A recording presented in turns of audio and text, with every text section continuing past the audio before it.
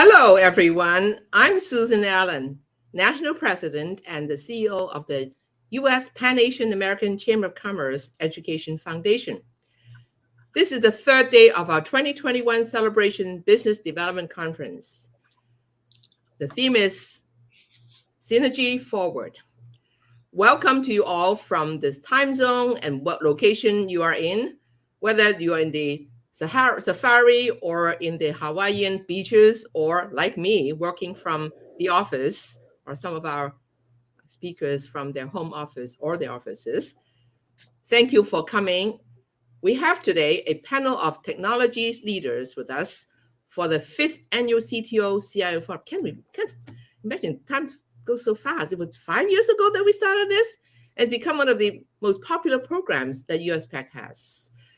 The question we're going to have them answer will be, how will technology and telecom change the future way of business? The paradigm has, as we know, has changed and shifted, and we expect technology to further accelerate the transformation of industries.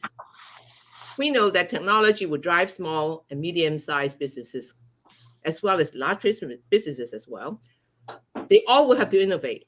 We also want to know how 5G cellular technology impacts industries, how small, minority, and diverse businesses that we represent can be successful in the face of the new challenges in the post-pandemic world. What is 5G, and how does it positively impact us and the jobs of the future?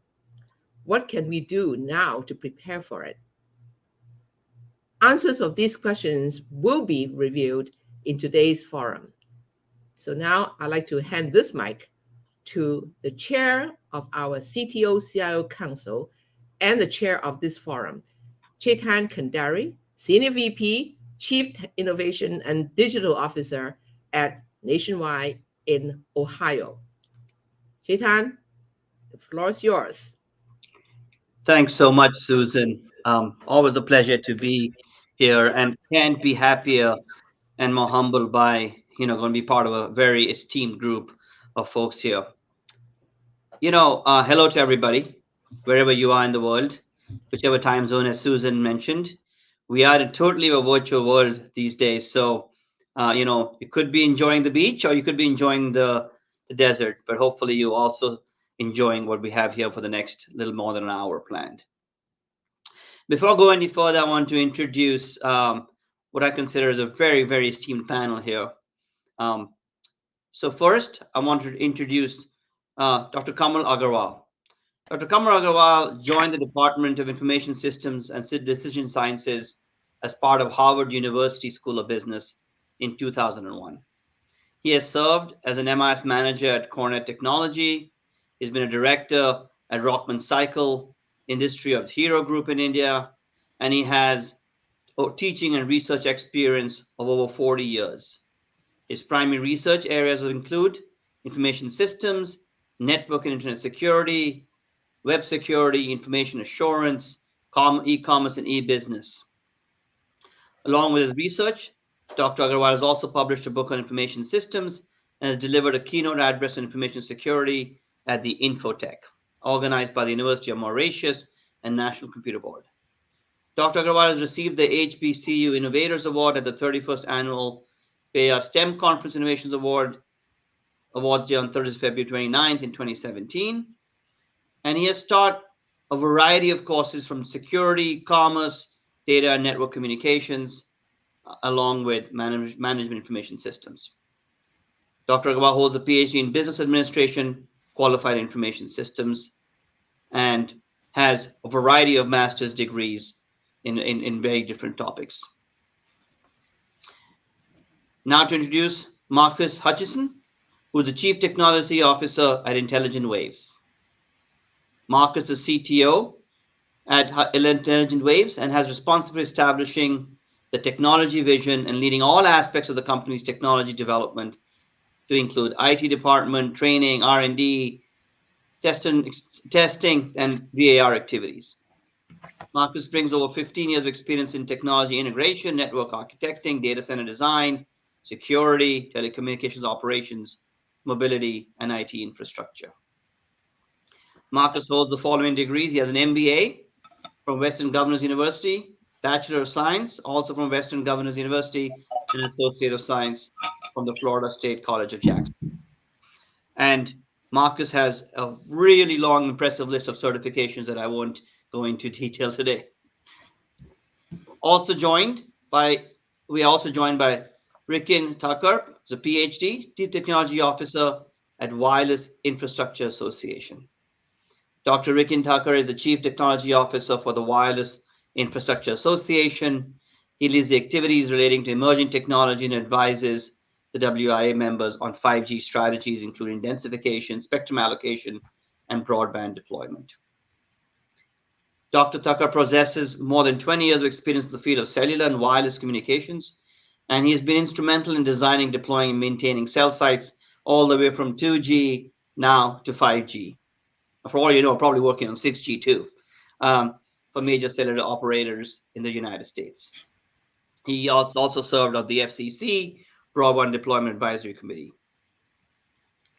He's also a very passionate teacher and is an adjunct faculty for the Masters in Telecommunication program at the University of Maryland. He earned his PhD in Systems Engineering with a concentration in mobile communications and spectrum management from George Washington University. And now to introduce Kiran Vipu, who is the Chief Information Officer at the Commercial Lending and Banking Division for Wells Fargo. As part of the Commercial and Corporate Investment Banking Technology Group, which is part of that group, Kiran and his team support the commercial banking, corporate investment banking, lending, and relationship banking, as well as international branch technology. Kiran has served in his prior roles as risk, compliance, legal, and in audit. Prior to joining Wells Fargo, Kiran spent 2 years at JP Morgan Chase as a managing director, CTO for consumer banking, risk, and finance technology, where he drove transformation initiatives including AI, ML-based fraud risk technology transformation. He also worked for 14 years at Bank of America in a variety of global positions. He has a Bachelor of Technology degree from the National Institute of Technology in India in mechanical engineering. He's out of New York, and he loves spending time with his wife and 2 young daughters. So as you can see, I am super excited to really be joined with quite, I would say, a diverse set of experiences from academia to industry to actually working with the governments. So I think you've got a great panel. So I'm going to start really, with really actually just going around the panel, just to say maybe a little bit more about yourself, and also kind of maybe what are some of the technologies that you are focused on in your area. And I'll start with Dr. Agarwal. Yeah, thank you so much for inviting me and being the part of the panel. And Chetan has already introduced about me enough. So I will jump just directly on the technology.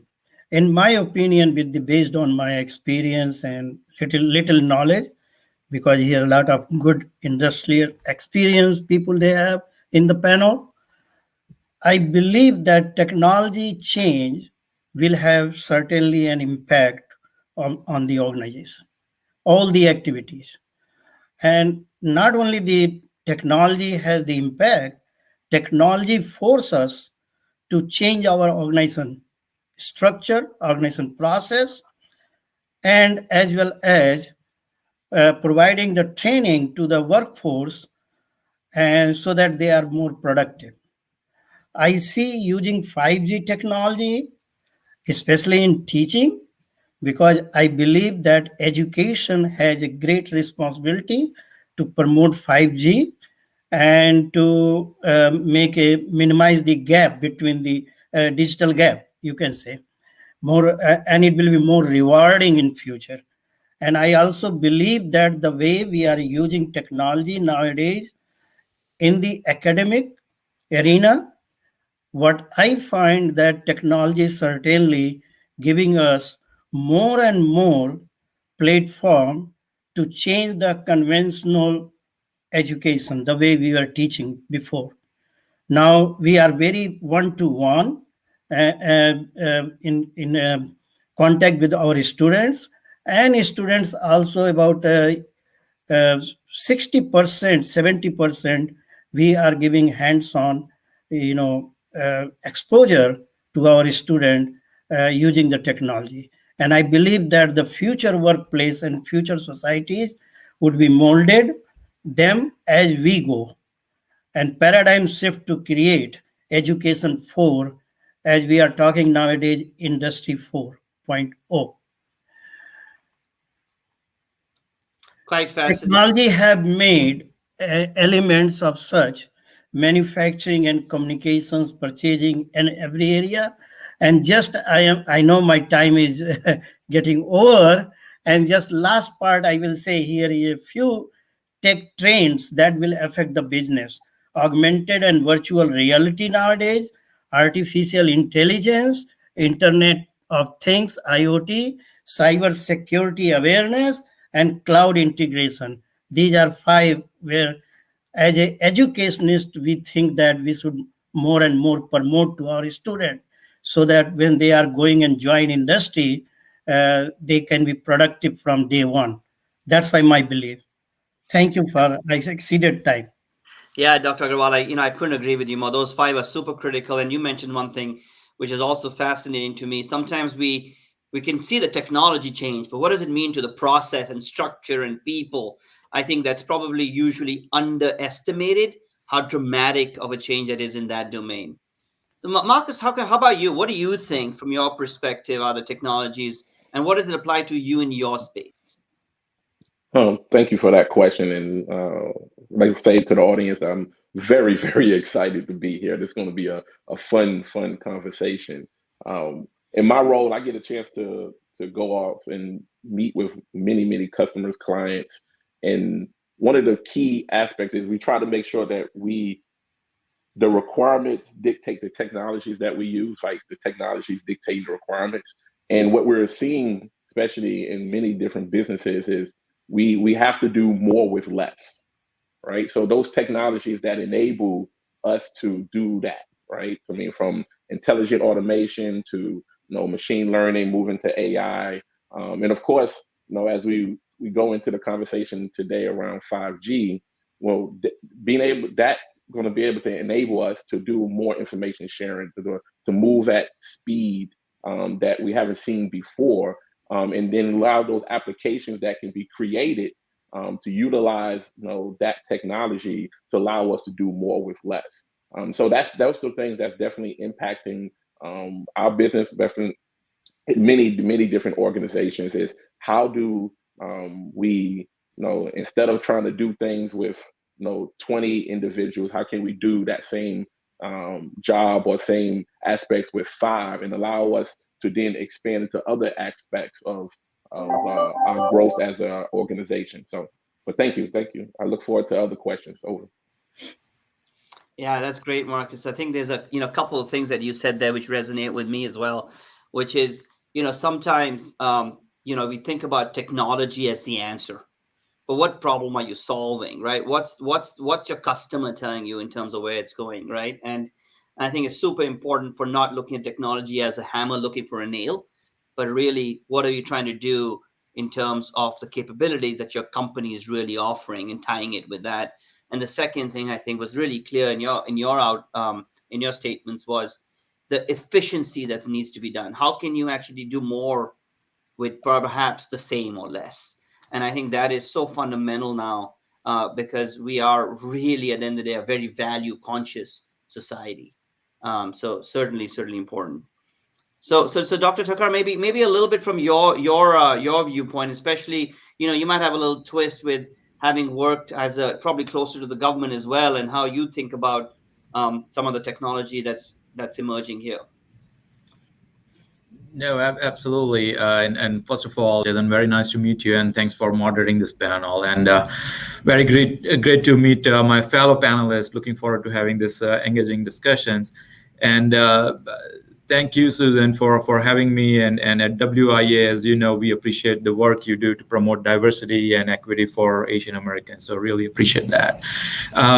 Let me just answer this by first telling the audience that what we do here at the Wireless Infrastructure Association, we represent the businesses that build, develop, own, and operate the nation's wireless infrastructure, right? Our members include infrastructure providers, wireless carriers, professional service firms that are responsible for building the wireless infrastructure for all kinds of connectivity. And on the federal, state, and local levels, we basically advocate for the widespread deployment of wireless infrastructure that enables mobile broadband access for communities everywhere. And as a CTO, of course, my job is to make sure that activities related to emerging technologies are on track. And of course, I advise our members on the 5G strategies and future technologies, as you mentioned, Chetan. Yes, very, very soon we'll be talking about 6G as well. But this is a very good question. And I think my answer for if I had to pick one or two technologies that is impacting the businesses, I would say any technology that can make the access to broadband easier and affordable. I think that is a huge deal. Of course, we are going to talk about 5G today. There are a number of use cases of 5G. Of course, IoT, which Dr. Agarwal mentioned earlier. Edge computing is another technology and another development recently as well that is essential for infrastructure enablers. All this is, as mentioned earlier, bringing Industry 4.0 to everywhere, right? We are talking about autonomous vehicles, smart city grids, e-health, automated factories.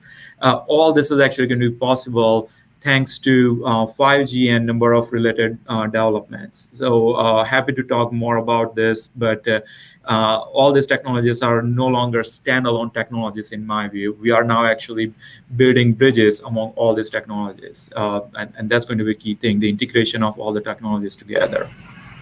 Yeah, I mean, that's a great point, right? It is, nothing is in isolation. It's a system that works. And if you really want to be able to not just make things incremental improvements, but exponential improvements, you have to take advantage of the system holistically.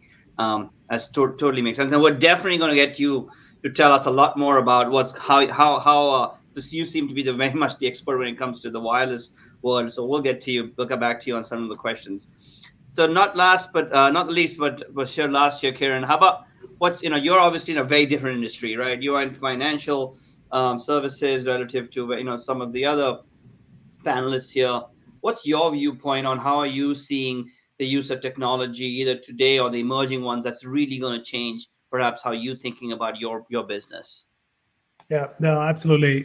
First of all, Chetan, thank you for having me on the panel, and Susan as well. I've been with Wells Fargo for several years now, and diversity, equity, and inclusion, both internal and with our customers, is a huge focus at the company. And I'm really thrilled to be part of this panel as well as to address this community here. So just in terms of, I heard the other panelists talk about doing things, cheaper, doing more with less, etc. Cheaper, faster, better is definitely one of the themes in the big bank financial industry space, partly because of what the pandemic did to us in terms of providing traditional banking services through more digital channels and being able to respond to customers' needs in a very non-traditional sort of environment, but also because of the ongoing fintech disruption to the banking products and banking and financial services industry, generally speaking. And in order to get to faster, cheaper, better product offerings to our customers, in my view, there are three things that are sort of the critical elements to getting there from a technology perspective. First and foremost, cloud, artificial intelligence, and then faster connectivity, i.e. technologies like 5G. And why is that the case? Cloud, banking and financial service industry is all about data. It's all about crunching large, vast amounts of data in order to make the right decisions, creating the right products for our customers, managing risk really well, right? Cloud provides speed and elasticity at significantly cheaper cost than how things were done traditionally in sort of data centers that needed to be set up, takes long periods of time, takes years to upgrade technologies, all of that. Cloud brings that flexibility to do things at speed and with a lot of elasticity. Artificial intelligence and specific aspects of artificial intelligence and applications of that on vast amounts of data that we have in the industry is going to help us sort of create new products. Particularly, I can give several examples. I will say natural language processing in order to create virtual assistants, right? To provide a better digital experience for our customers, right?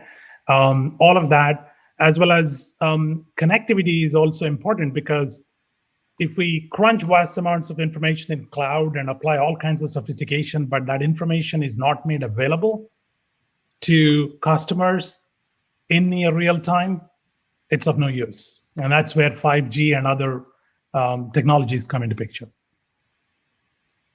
Awesome, Kiran. Yeah, vast amount of data, number crunching, right, in your industry to create new products and services. I feel the same in where I am sitting with the cross section of financial services and in insurance. Same thing, right? The data. I'm gonna put a pin in one thing for you. I'll come back to you, Kiran, but keep this in the back of your mind around quantum computing. And I got a question for you there when you started talking about crunching vast amounts of data, right? So I'll come back to you on nobody's mentioned that yet, and I'm sure there's good reason, but I think you might be good. And then, I'm going to actually ask Dr. Thakkar this question, but I will tell you, and I grew up in India. I remember the days when I would make phone calls to my cousin here, and there was something called a trunk call, and we would have to connect through a third party to make a phone call. But here I am on a panel talking about 5G, right? It's amazing, right? If we just take a step back and think about, in 25 years, where communication has come. And sometimes we just take it for granted, right? So, but I'll start with you, Dr. Thakkar. Tell us a little bit more about what 5G is, since, you are really in that space. And then how do you believe it'll reshape communications? Because I just gave an example of how communications got reshaped in a whole different way based on basic communication improvements. Tell us a little about what it is and how it reshapes it. And I'll come to you, Marcus, next. So be ready. No, Chetan, that's a great question, and I'm same background, so I totally relate to your experience there. Have been through that, but yeah, it's amazing now. It's not just simply right here on our fingertip, call anybody anytime in the world. No, but let me tell you this. We have come a long way, and sometimes even people who are within the wireless and telecom industry, they don't see it. But if you look at the history, and for our industry, history is very important. You learn a lot of detail out of that, right? The main thing is that every 10 years, we see a new generation of technology. We had 2G in 90s. In early 2000s, 3G came out. We had 4G come out in 2009 and 10. That is LTE. And right at that point, we did not know that we are following this trend. But we realized that, every 10 years, we see a new technology. So at that point, we put a marker and say, by 2020, we should have 5G ready. And it happened first time that we had a deadline for the industry. So yes, we did deliver that. We have the 5G available now. But what is different this time is that with 2G and 3G and 4G, every time the emphasis was how can we have better coverage and, of course, speed, right? The connectivity. 5G is, of course, we are talking about coverage and capacity and speed, but it's not just about faster connectivity, right? This time, we are going to see use cases that are not possible with 4G LTE connections. There is nothing wrong with 4G LTE. I mean, it's a great technology and it's going to stay here for a long, long time. But now we are talking about those use cases that were not possible. So, for example, driverless cars, right? We talked about cloud computing earlier in the wireless industry. We relate that to edge computing, and what we need here is that basically all this data that's going to be that is coming out from the driverless car or autonomous car, they need to be processed quickly, instantaneously, and 5G actually allows you to do that, right? So the term actually we use for the 5G is called ultra reliable low latency communication, and that just simply means that it's going to instantaneously react to customers' response. So things like this, 5G is going to provide that. It's going to transform actually how not only people communicate with people, but people communicate with machines as well, and different industries are going to be revamped completely because of that. It's also going to be about how cities become smarter. Of course, we have been talking about smart cities for a long time, but this is a time actually where we are going to see 5G making all of this possible. And one quick thing I would say that we know that US won the race to 4G thanks to LTE. We had this 4G leadership that created millions of jobs. We have seen this innovation through app economy. 5G is going to actually take all of this at the next level, and we are expected to see a lot of job growth related to 5G in coming years. Yeah, fascinating example on driverless cars, right? You know, I think you said low latency, and I totally agree. I think that is so critical. Human beings have the need for real time. We don't even have patience beyond like 3 seconds anymore, right? And that's what we're trying to do with digital interaction. So I wonder when the day will come we'll have zero latency, maybe someday. But you know, I'm gonna have a broad question, and I'll go around the panelists here. How is your company, or how are companies in finance, IT, academic going to leverage it? I'll start with you, Marcus, perhaps.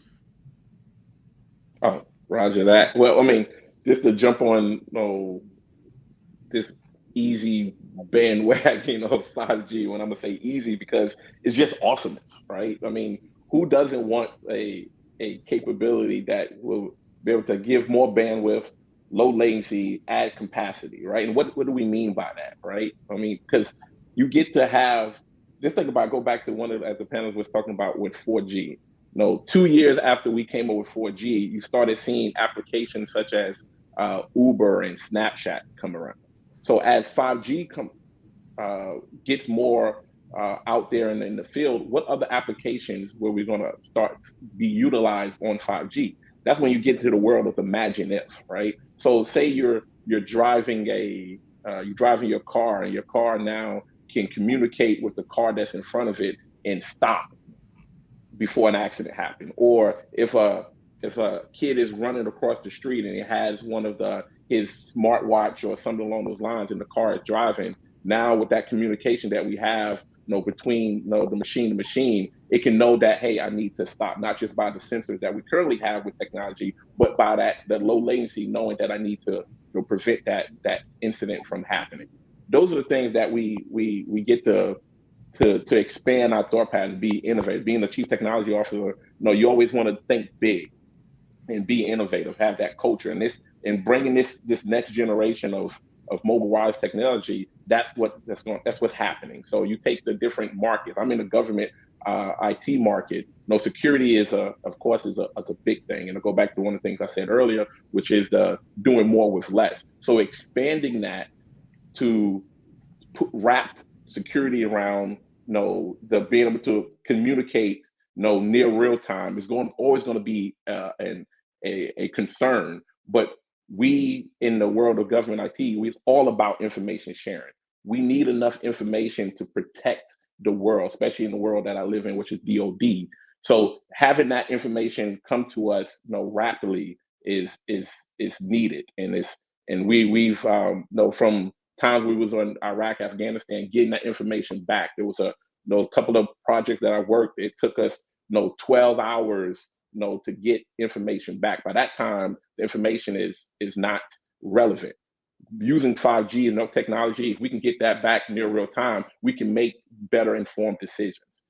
So those are one of the things I can talk about from the government IT firm. I'm looking forward for the panelists to talk about some of the other industries that they're in. Over. Yeah. Awesome. What a great example. Real-time decision making, right? And that's what it comes down to. Kiran, how about in your space? Yeah, I think 5G is going to be a catalyst to reshaping several aspects of banking and financial services sector, I think. And if I have to, I made a really long list, but I had to pick 2 or 3 given the limitation of time here. But 3 thematic impacts I think this technology will have, right? Firstly, further acceleration of digital and mobile banking. I mentioned a bit ago about how the pandemic necessitated every bank and financial services, company to have a digital presence, a significant digital presence, because that's the only way we could conduct business. that mantle is going to be now carried along in terms of being a catalyst by 5G, in terms of, again, better digital products, things like mobile payments, digital wallets, and product offerings related to that, and driving not only sort of from a retail customer digital experience, but also sort of small business and even large corporate business as well, in terms of sort of point of sales, and what type of experience we have, and how many different types of digital wallets can we support, etc. Because all of that requires bandwidth. All of that requires connectivity, cheaper, faster connectivity. That's what 5G brings.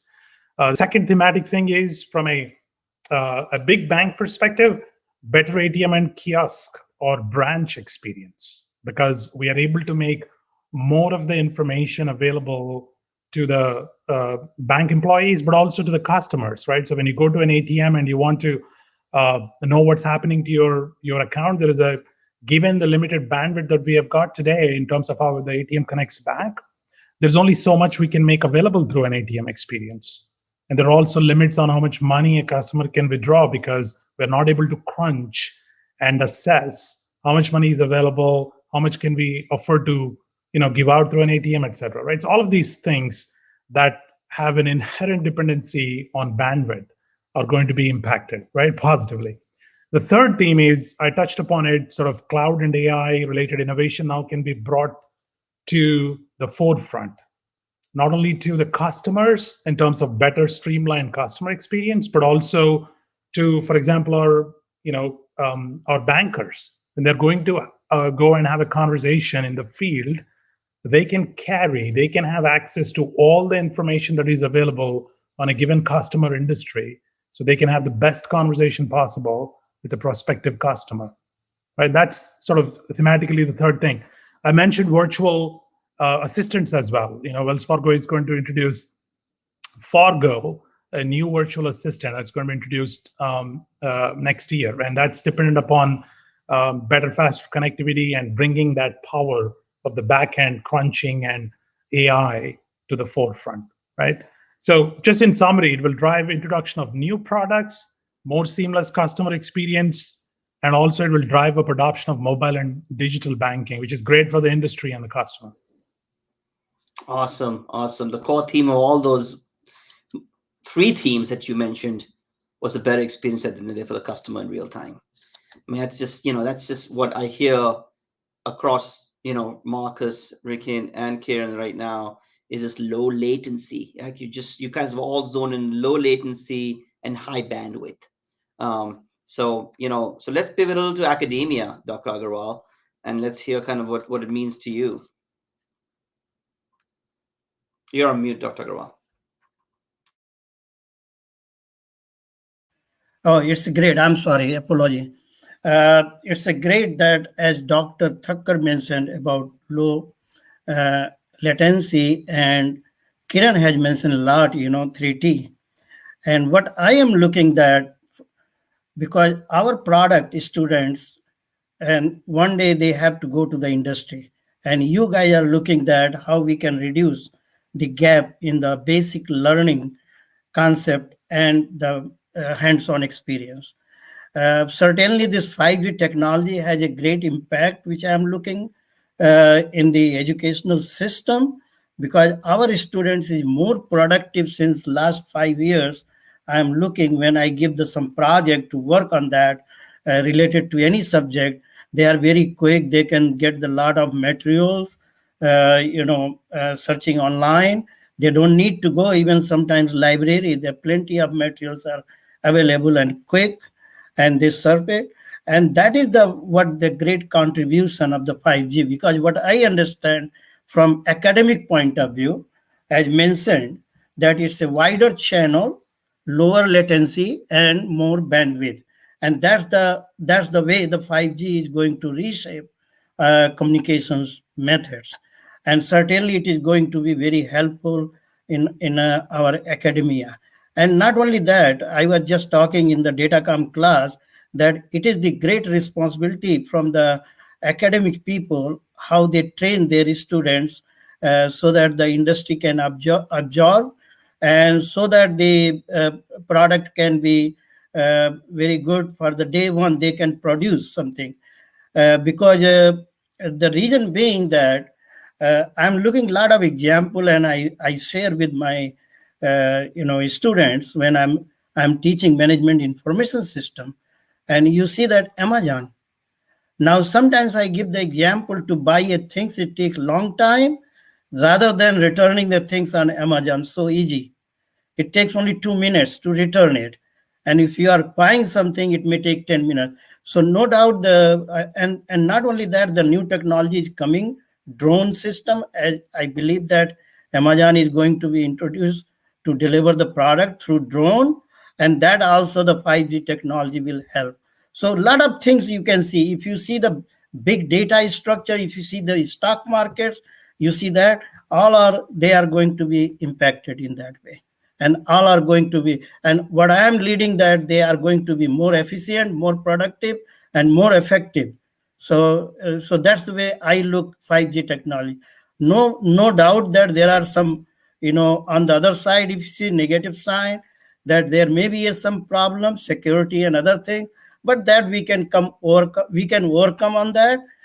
But 5G technology is going to reshaping the communications in future, whether you talk about robotic, whether you talk about anything, artificial intelligence or whatever it is. Dr. Agarwal, there is, and just for all the panelists, as I listen to all of you, I can't but think about how communications is such a backbone of the day-to-day working of the United States and the global world.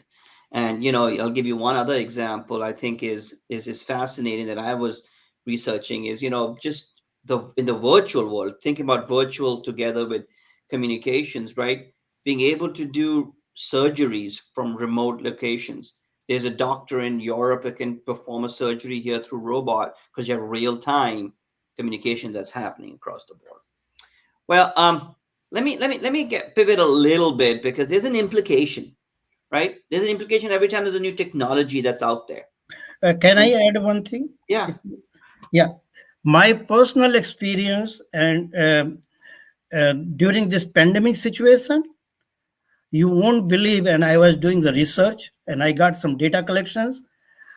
In the United States, because of we have a 4G, we have a good bandwidth compared to the other countries, and we are more effective and we are more productive in teaching also during the pandemic online.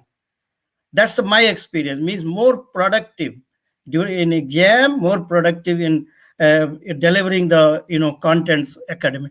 I think you guys may agree on that, because what I'm looking at, students learn a lot, and it's only because of we have a good communication. So that's why I'm saying when 5G will come, maybe a drastic change in our economy in the United States as well as global. Yeah. Thank you for giving me time. Yeah, absolutely.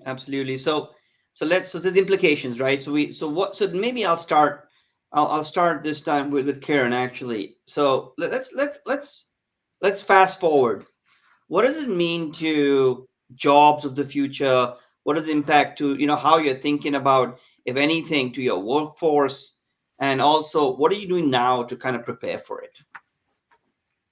Yeah, so I think like many newer technologies that are as revolutionary as 5G, there will be new jobs that will be created, or different jobs that will be created, I should say, and probably some jobs that will be eliminated. But generally speaking, I think there will be more that will be created than eliminated.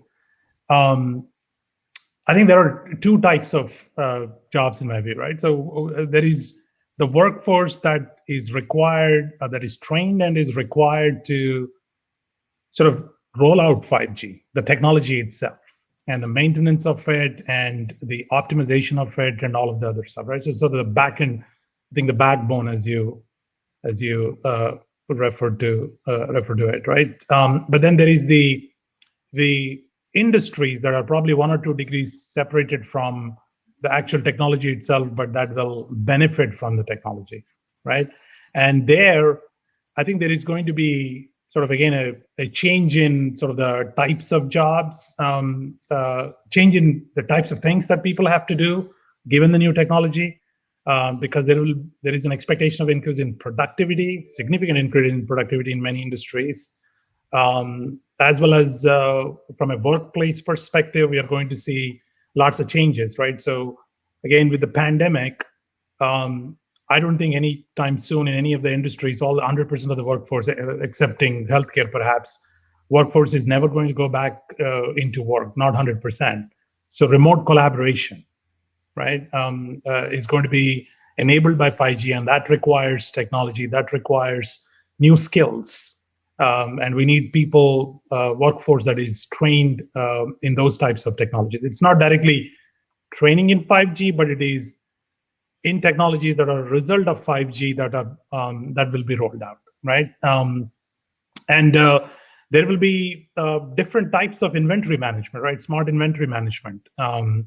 Agarwal talked about Amazon, but there is going to be more democratization of smart inventory management. And I can speak about it, probably a third-degree separation from a financial service industry perspective, for example, where we do finance dealerships, we finance grocery stores. And today, that financing is based on how much inventory is spending on the shelves. And there's a huge lag between when the inventory is running or going out the door versus when we actually realize, and that drives what price can we offer on the loans that we extend, right?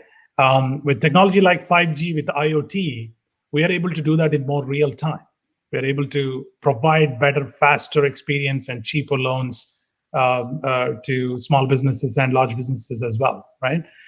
So there's a different sort of a skill set that is required in order to operate in that world, right? So it's about training the workforce. It's about making sure there are the right academia partnerships, which, for example, in Wells Fargo we have, to make sure that the future workforce is trained in the right technologies, right? That's how we prepare.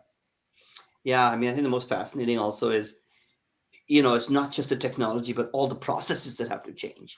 I remember myself, and I ended up doing a transformation program that we had bad systems, right? In bad systems, you actually designed, our sales staff designed their process around the fact that you were getting batch data. It's coming the next day. Now, when we put a new system in, within 5 minutes they saw the data, they had to change how they actually operated. They call the agent right away, or the salesperson right away, saying, "Hey, this is what changed." And so I think you're just describing a little bit of how this could have such ramifications. So, Dr. Thakkar, how about, you are in this space quite a bit. What are you hearing from folks around? What is the different skill set that might be needed? In your space, you see that all the time, which is okay, generation to generation. How do you internalize that? The job of the future. Yeah, how to prepare it. No, that's a great question, and at WIA we take this very seriously. I think a number of things we need to understand here. There are a number of reports out recently published which talk about the impact of 5G on the job market, and it's not just one or two reports, but all of them actually agree that 5G is going to create about 4 to 4.6 million new jobs, direct and indirect jobs, in next decade. But what's important here is that, are we ready for this, right? The technology is ready. We have been deploying this for now 2 years, right? Our industry has been doing that. But we also know that as the wireless technology evolves, the workforce needs to evolve with that. The skills of yesterday and today, they are not going to suffice for the wireless jobs we are going to see in the future.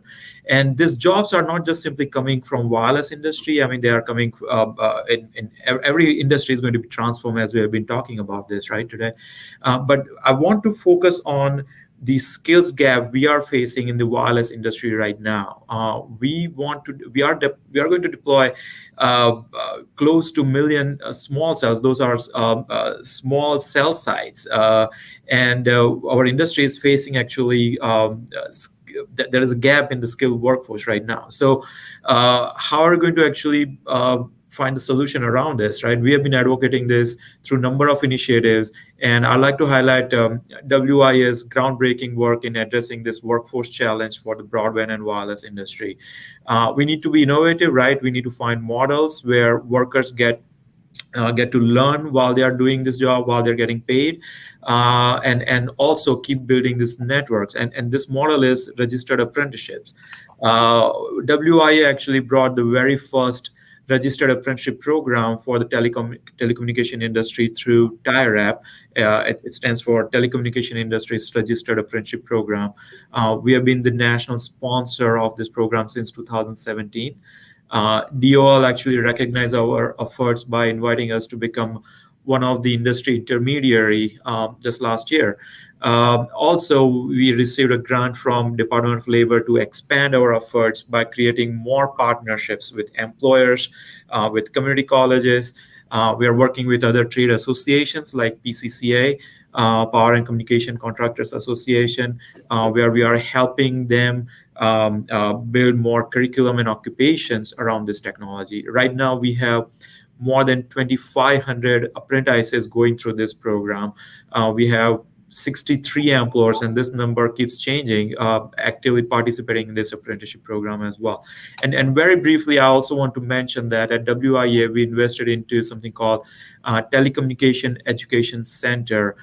We are working very hard to facilitate this training need of the industry, also local government and state government as well, to close this skills gap. We just announced industry-focused 5G readiness training program in Ohio. Chetan, not far. I mean, you're right there. We are there in Ohio 2 weeks ago, where Governor's Office of Workforce Transformation is investing into this 5G readiness training program, and we are partnering with two of the schools in Ohio, Youngstown State University and Ashland University, and we need more initiatives like this. We want other states to look at Ohio model and see how this can be expanded. We need, of course, support from everybody to jump on this, but if we don't prepare the skilled workforce, the innovation associated with 5G, we are not going to actually see those coming right away. Yeah. Well, it's amazing, Dr. Thakkar. Just if if I could just pick out even 2-3 things, it seems like you have such a plethora of activities here, which is remarkable, I think, and quite honestly needed, not just in the domain of wireless and 5G, but generally in the emerging technologies, because I think the war on talent is very, very real, and it's also very limited amount of talent. And this is where I think a little bit about, personally, how can minority-owned businesses or positively play in this space. I think this is an area where they can take a focus and say, look, there's an opportunity for us to upskill, and perhaps in some of the minority-owned businesses. So any quick comments from Marcus, you, and then Dr. Agarwal on this concept of kind of future of the job and what we can do? Definitely. I mean, one of the key things is actually getting the workforce to actually understand the different technologies. So what we're doing in our company, we just got awarded a government contract to do a 5G enhancement experiment. And one of the biggest things is actually understanding from a non-standalone approach to a standalone approach to, do you work in low band, mid band, high band? So getting that understanding to then figure out, how do you put that enhancement and then grow from there, right? And some of the things that one of the panelists said, it's the other aspects that we also are growing, especially in the data science world. Now that you have, what we experience in some of our so far the experiments and our use cases, we're able to grab more data, rapidly in our range, our 5G ranges that we're working in. So now you have to be able to turn that data into a decision, as we talked about earlier. So that skill set is needed to grow. And of course, in the cybersecurity, how do you now that you have lower latency and now have probably another attack vector, that from different hackers or folks of that nature, how do you grow that field as well, to be able to enhance, and be able to have reliable access and efficient access to different resources. So that's one of the things that we're hitting on heavily. Any new technology that gets brought into the world, companies such as us, we try to jump into it as much as possible to get that understanding and get our footing and figure out where we fit. There's always opportunities in chaos, and a lot of times new technology brings a little chaos to it, which kind of makes it fun. Yeah, no question. Dr. Agarwal. Yeah, I fully agree with Mr. Marcus. It's a great need, in fact, to make the awareness among the business, among the other sectors about the 5G technology and how they are going to help them to increase the efficiency, production, maybe reducing the cost. So this is the great responsibility, as mentioned also other panelists.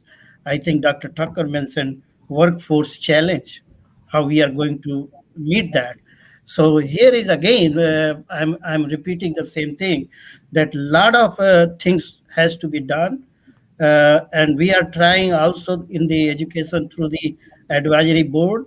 Chetan is also on my advisory board, and we are trying to reshape the education according to the industry need. And when 5G is coming, unfortunately, there is one study, Barclays polling found only 28% of businesses in the United States understand the impact of 5 technology is going to be in future.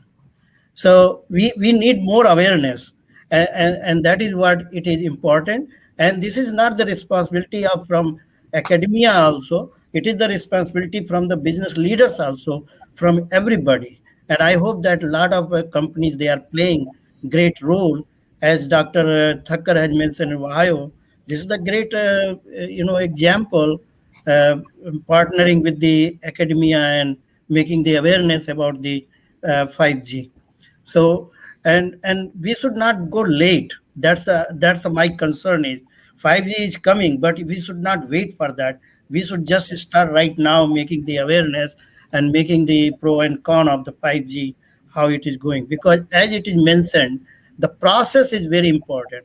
When the technology little bit change, the whole business process has to be changed. And process plays very important role, in the value chain analysis. So that is why the 5G is going to play very important role, eliminating the process which is ideal and bringing the new process which can be more productive, more efficient, and more cost reduction should be there without compromising with the quality. So that is what my comments are here. And no doubt artificial intelligence and this 5G goes together. You cannot make it separate. So that's my opinion. Yeah, so let's pick up on where you left that, Dr. Agarwal. And that is really about, do we expect now with 5G availability getting a lot more available, do we now expect the use of AI or the true impacts to AI to rise exponentially? And this touches a little bit with Kiran and my little question around, that throughout that on quantum computing, if you will. So I'll come back to you and maybe ask you, how do you see these 3 or 4 things really having a gigantic impact? What do you think, Kiran? Yeah, so definitely, I think what you need for the power of AI to be more widely available, you need processing power at the very end or at the point of consumption, and you need bandwidth for all the information to be pumped from the cloud where it is all getting crunched, right? The mobile phone revolution solved for the processing power problem. 4G solved to some extent the bandwidth problem, but it is still an issue, right? And that's why when you use Siri or when you use Google on your small devices that are with you, they're just dumb. They're dumb, acting as dumb terminals. The real intelligence is elsewhere. And when you don't have connectivity or appropriate connectivity, your Siri can't answer your questions. That's why we need 5G. We need 5G so a lot of that processing, a lot of the data required for doing that intelligent processing needs to be right in the hands of the customer, the point of consumption. And that's where 5G is really, really important. And that's where it's going to really make AI much more widely available, right? I don't know if it's the biggest hurdle, but it's definitely the next big hurdle for us to cross, which is the bandwidth and latency challenge that we have today for AI to be out there. Now, on the question of quantum computing, right? I think one of the things that we are doing a lot of research at Wells Fargo, and I'm sure other financial institutions are doing as well, and I'll talk about it from that point of view or perspective. We have research academia partnerships going on. We have an academia partnership with Stanford. We have industry partnerships with IBM, for example, in quantum computing.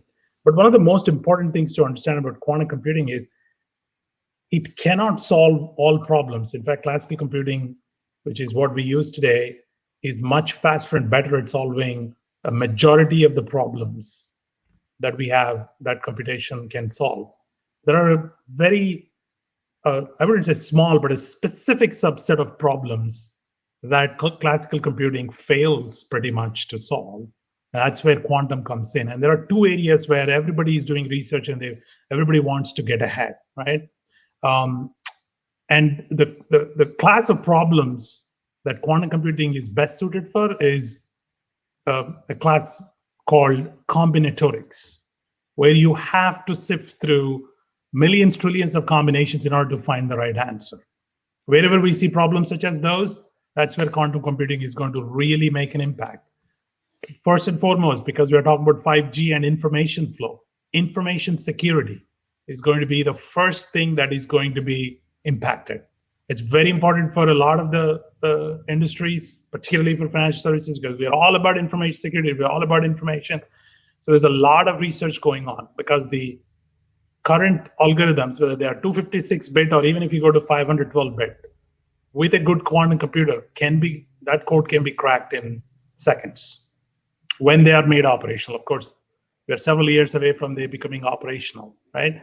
So that's one area where if we don't stay ahead, understand the application of quantum computing and further the research, we are going to be left behind in a really, really big way because of information security. The other area where financial services industry, where we are applying quantum computing is, we have finding combination or unique combinations problem in terms of how we manage risk, how we price a deal, especially large complex financial deals. That's another area where we are, today it takes us days and sometimes months to run through scenarios to get to the right pricing and right risk measurement. Quantum computing is going to make that into seconds and milliseconds, right? That's how sort of all of this is going to come together. Yeah, Kiran, I think in our space, I think about the space of actuarial science. Yep. Getting the right risk for the right, from an underwriting perspective, and insurance, a lot of what you do is really about using volumes and volumes and volumes of data to get the right, and it is actually combinatorial in nature, and it is really, really large data sets to get to the right price points. Maybe I'll ask Marcus, maybe if you want to kind of just weigh in a little bit on this topic as well, around all these things coming together. Do you think 5G is kind of the linchpin now to bring some of this together? I think as we scale out and build out the 5G infrastructure, yes, right? And I believe that, especially you take the AI side of it, right? AI, it's all about our confidence level in the results of that machine, right? And we know that the confidence level, as you put information into that brain, it's the rapid access of that data or ingest of that data. So then we can then come back and say, all right, I'm confident in the output or the decision that it wants to make, right? As we move from ML, DL into AI, right? So I think our adoption of 5G leads us further down the path to enabling us to think bigger around AI, right? And of course, as jump on the quantum side of things, there's always the scary part of that, right? Which is data is already being collected, especially in the government world, and at some point in time, there's always concerns that whenever quantum computing is fully active, and it would be able to break several different encryptions that we've been having going on within the different layers. So so that's always been the concern. So a lot of companies are coming up with already mechanisms to defeat quantum mechanisms that will come, right, from being able to do spread spectrum type communication, which you can do different things like that in 5G. So those are things that if you start thinking bigger and thinking during that imagine if world that you can have with 5G AI. I mean, you could throw in there augmented reality. That's a thing that's probably going to be interesting. The gaming world, as we know, the consumer is going to be using, as you can do with 5G with the low latency. So yes, this is yes. Awesome. Anything, Dr. Thakkar, maybe you want to weigh in on that question before I go to Dr. Agarwal? Yeah. I think the Kiran and Marcus, they provided really comprehensive, detailed answer there. But I would just simply mention this, that I mean, I understand the question here, and let me put it this way, that we've been talking about AI automation well before 5G was created. We all know that. We have seen some of the advancements in those domains before, but what 5G is actually doing now is bringing new use cases that were not envisioned a few years ago, and that's going to actually incorporate the capabilities of AI, the capabilities of cloud and edge computing actually into this, right? I mean, we talk about self-driving car, but there are other examples as well, like augmented reality, virtual reality. Those applications are actually now becoming, it's not going to stay limited to gaming only, right? Now that's coming to businesses as well. You can actually take advantage of all of this to gain more business, to win customers' trust.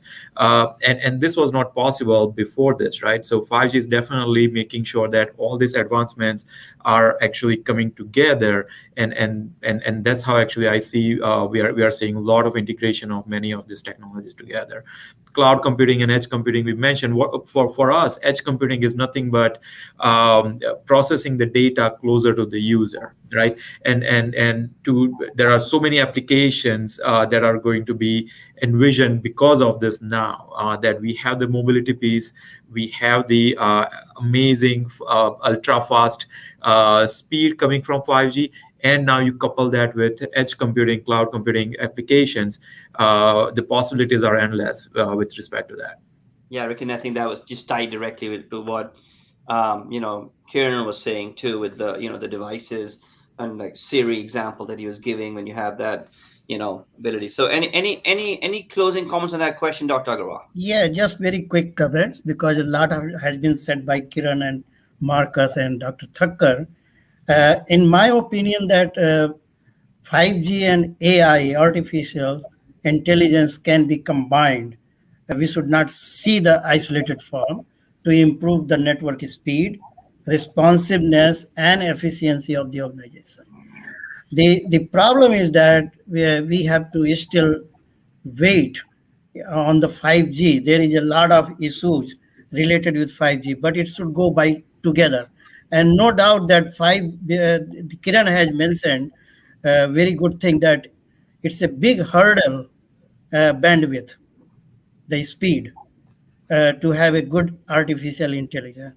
So naturally, 5G makes AI better because we have the low latency and high speed, and that's why it is necessary. That is my last comment. It should go together. Great.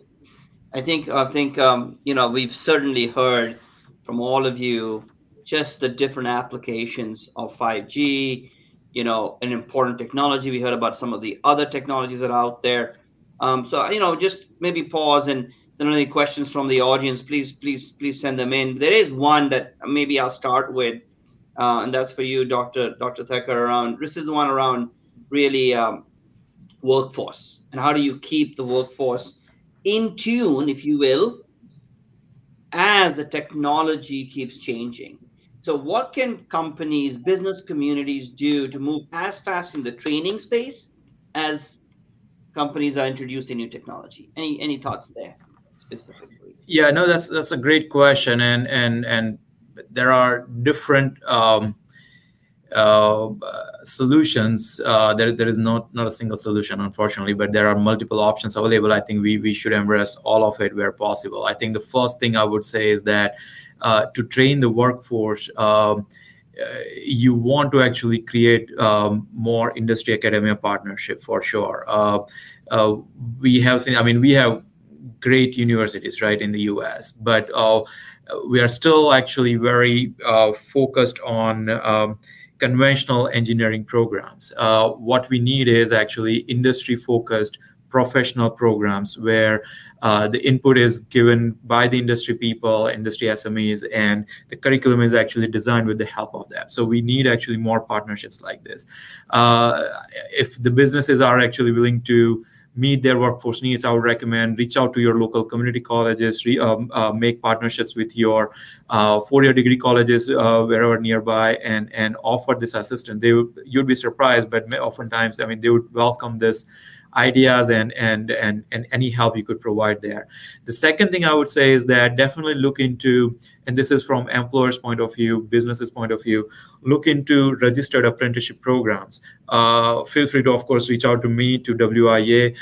It doesn't have to be just focused on telecom, but for any telecom, wireless, 5G related workforce needs, registered apprenticeship program can actually provide you a solution where not only you are training your new employees while they are at the work, you are also kind of building a loyalty, right? I mean, they are going to stay. You'll be able to retain them for a long time as well. So it's a work while you earn model. And the third thing I would highly suggest, and going back to the Ohio model, we need help from government.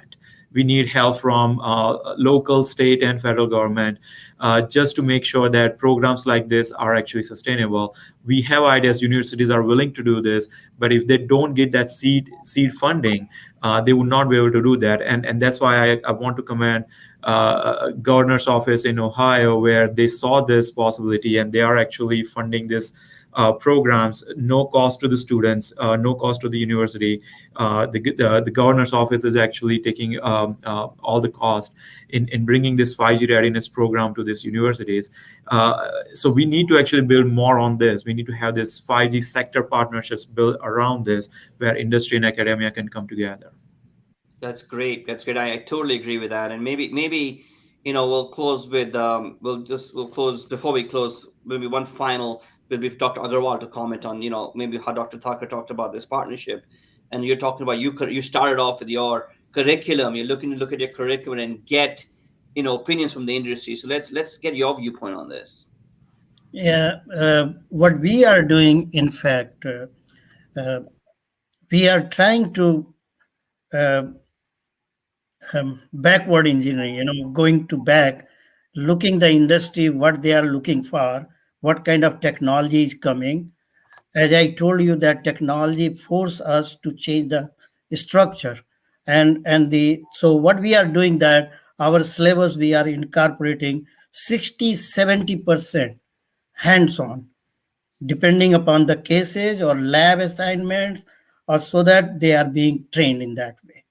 So that's the one thing we are giving more and more focus on the cases, how this technology is going to impact in the decision making, and how the technology is going to impact on the changing the process within the organization.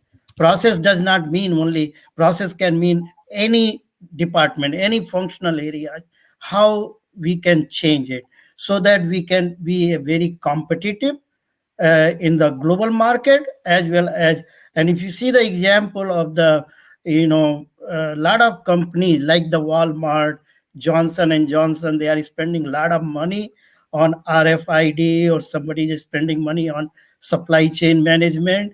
If you see the case of the Dell competing with the Hewlett Packards and others at that time, I'm talking mid-90s, the Dell came very good because of they were focusing on the supply chain management as well as CRM. So now what we are thinking, that how this changing technology, one thing I should, based on my research and maybe little knowledge, because you are the expert, hands-on doing every day, I believe that within 10 years, the total way of business we are doing might be changed. Many things change. Yeah. We still not imagine that, but it may be a lot of change. So that's why I'm giving all the stress on changing our curriculum, which can fit with the industry requirement. That's it. Not that whatever we are teaching and just students going without any practical knowledge. So that is what my submission is. 5G technology is certainly going to help in academic environment. Yeah. So, hey, this has been a fantastic, 40, 75 minutes almost. Really appreciate everybody's time. Thank you. Really, really knowledgeable. Hope the group got some really good insights from this esteemed panel. So with that, I want to turn it back to, Susan, who's done great work around diversity and inclusion for our society. Well, thank you, Chetan. What a discussion.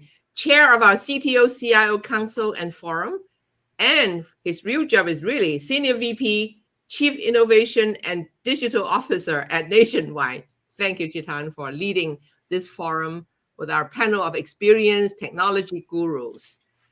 This discussion, and the only one question that we can afford to answer because of the press of time, were cutting edge and engaging. As we step into the post-pandemic future, your insights help our audience and viewers to successfully navigate in the new world. Never has technology's capability to connect us has been more relevant and important than today. Thank you, Chetan, Kiran, Professor Gawal, Marcus, and Rikin for sharing. Well, I hope all in the audience had your questions answered and will take with you food for thought to apply in your business and professional life. Once more, a big thank you from the USPAACC board of directors, chapter leadership, and our members and supporters for your contributions to this great discussion. I hope you have enjoyed it as much as I have.